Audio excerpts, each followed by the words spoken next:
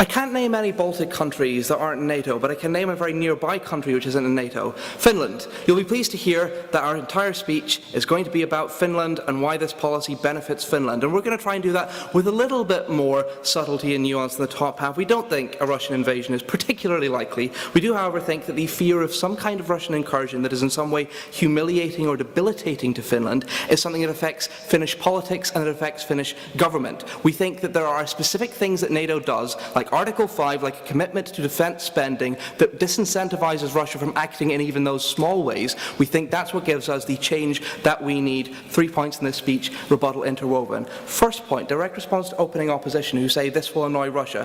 Firstly, a lot of their analysis, an analysis that we agree with, is that Russia's aggressions are largely a matter of Russian internal politics. But then it confuses me as to why they care so much about a very external matter, which is Finland's membership of another organisation. But the second response to this is that Russia is already annoyed by its sanctions. It's unclear that Vladimir Putin is such a complex person that he has a wide variety of granular levels of annoyance. We think that the state of annoyance is sufficient for him to act in a way, particularly when Finland doesn't have the safeguards that NATO gives it. But note that if Finland joins NATO, and their argument at its best is that Russia opposes Finland joining NATO, therefore Russia will do something, be it an invasion or be it like trade sanctions of some kind towards Finland. Note that at the moment that you attack or undermine a country that has just joined NATO, that is pissing in the face of the US, that is pissing in the face of the power countries in NATO far more than you ever could with any existing NATO member, because they have just said, we want Finland in, we want to protect Finland, we have just made our vows to Finland. It's like cheating on them on the first day. You're not very happy with the other person involved. You're especially angry with them. And Russia really doesn't want to piss off America that much, given their overwhelming military superiority over Russia, given their overwhelming economic superiority over Russia. Secondly, agree with a lot of what opening governments say about the drivers for Russian invasion. The reason they invade Georgia, the reason they invade Crimea, allows them to maintain a sense of power at home. It enables them to fight a sort of proxy trade war with the EU. Note this is triggered because in the wake of political personalization with Putin in Russia, that means that he has more incentive to enhance his own image, no thank you, through strong foreign policy. But also the economic collapse means that the economy, GDP growth, is no longer doing the driving work of maintaining his popularity and keeping him in power. Note that there are two specific kinds of things, therefore, that he's looking to gain out of an invasion, an incursion, or some sort of trade value. One is the narrative of reclaiming power. That is a country that used to be part of the USSR or part of Russia, as in Finland, which used to be part of Russia. No, thank you. That is exactly the kind of thing that he can portray an image of portraying, reclaiming rightfully Russian territory. The second thing is he wants a close trading partner so that he can show that he is fighting a successful trade war against the EU with somebody who is marginal between trading with the EU and trading with Russia in some instances. Again, Finland, from the info slide, which was very helpful, by the way, thanks EAs, fulfills that burden. So note that these note two things about this. Firstly, it's not dependent at all on all-out invasion. It can be dependent, as I'll show you, just on smaller incursions. But secondly, these arguments that I've made, they're obvious if you're Finnish. So in that sense that they're obvious, it doesn't matter whether Russia will actually do those things. It matters that Finland perceives that there is a chance that they might be done. Why does this distort both politics and government? No, thank you. It distorts politics because fear of Russia and fear of some sort of Russian invasion, or fear of some sort of humiliation by Russia, or fear that Russia is less likely to buy your manufactured goods or your services is an active issue in voting. It's the kind of thing voters care about. And it's the kind of thing that's scary. The threat of a larger external power is scary. That means you know thank you. Because people either don't have the ability to understand complex solutions and foreign policy negotiations that take 4 years to sort out a better deal, or because even if they do, the media won't cover that stuff, they'll cover the exciting stuff. You get a polarization towards two approaches to Russia. No, thank you. One is, no, thank you, we can't do anything to annoy Russia, cave into Russia. The other thing is to have a populist anti-Russian party which spouts dangerous rhetoric against Russia. Now, a lot of people of Russian descent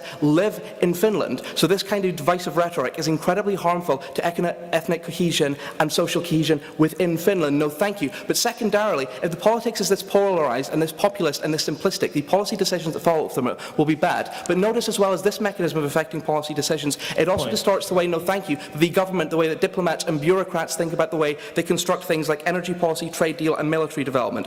Why? Because if you might be able to get cheaper energy from the West rather than from East, you will look towards that and it will benefit your people unless you feel that is a trade-off against a Russia that if you make a trade deal that might annoy them, might retaliate against you, not just in terms of invading you, but in terms of of making some sort of trade sanction, even if they won't do that for the reasons we've given, instead of not to piss you off if you join NATO. But the fear that they might do that if you're not in NATO prevents you from making those trade deals that are more beneficial to your people in the long run. No, thank you. I'm going to come on finally to the ways in which NATO specifically protects you from these incursions. No, by the way, it is not just even a trade negotiation, even a trade dispute. It's even that flying airplanes over your border makes you feel weak, makes you feel powerless, makes your country seem like it is Russia's subservient dog, makes you feel like you can't do anything. This is exactly the sort of thing that builds up that populist rhetoric. This is exactly the thing that makes bureaucrats feel humiliated. This is exactly the thing that, even at a minor level, distorts policy, distorts government, distorts politics in the way that gives you worse outcomes in terms of standard of living, worse outcomes in terms of stability for the people of Finland. Opening.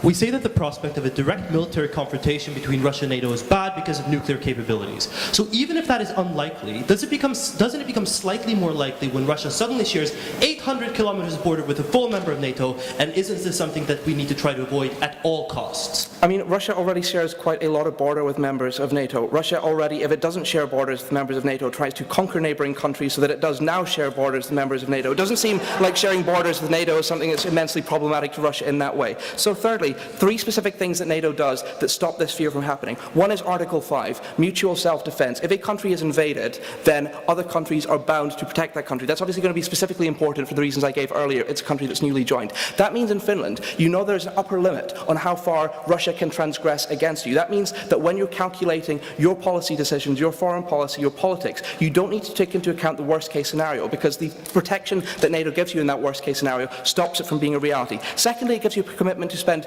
2% of your budget on defence. Now, Finland currently spends a lot of money in its defence budget, but we don't know that we protect in the future, especially because it now becomes a political pinball, right? Because if there is a lot of discussion about Russia in the political sphere, then spending more on your defence budget or maintaining your defence budget looks like a militaristic action against Russia, given they're your primary threat. So that now becomes politicised. It's depoliticised, and Russia has less ability to get annoyed about you spending the money that allows you to defend yourself in future at the point at which they know that the reason you're doing that is because you're in NATO, not specifically because you're planning to attack them. Thirdly, you share intel. We have spy satellites in NATO. They can see if there's a build-up of forces. That makes any build-up of forces or any movement of planes predictable. That means you don't have to be afraid about it because you know about it in advance. That gets rid of the fear. And if there's one thing I give to you, ladies and gentlemen, today, it is we do not want the fear. Thank you.